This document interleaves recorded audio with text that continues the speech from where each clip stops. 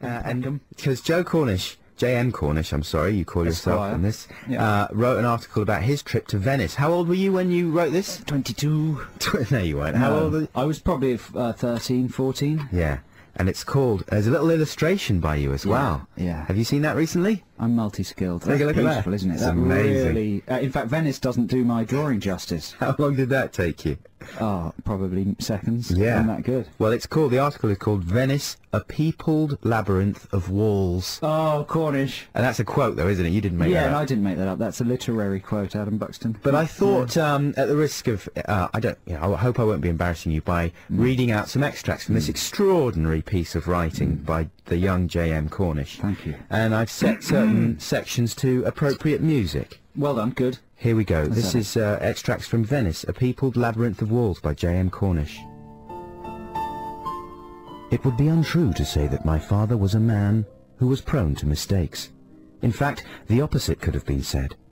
He had planned our trip to Venice with great detail, and there would be no time to spare. But as we stood beside the check-in at Gatwick and realized that he had brought my brother's passport by mistake, I started to doubt the simplicity of our journey. Oh, it's a devastating That's opening, good, isn't it? That's good. That's absolutely amazing. But then it gets really... you start wheeling out your incredible poetic prose here. Later on in the article, we've got this. As we proceeded, I started to notice various things. There really were striped poles in the water.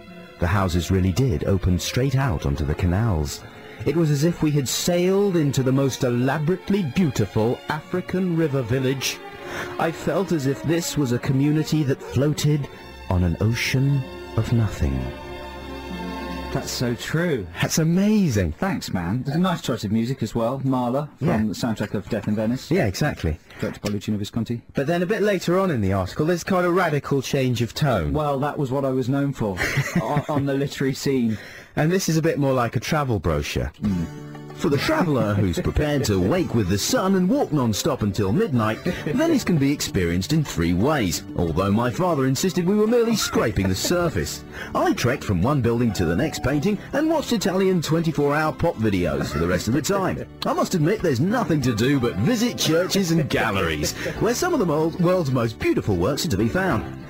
What's that music? Is that genuine Sky Travel music? It might be. It's called the Red Fiesta. Sky Travel is my favourite channel. That was good. But then, you wrap things up. Literally, one line later, you are back into your extraordinary prose swing. Is this the final line then? This is the closing line of the piece? It's not, but it should be. Even I found Venice overwhelming. The wealth of artistic achievement that stands sinking is huge. I certainly think that you can't sit on this planet for a lifetime and not visit Venice.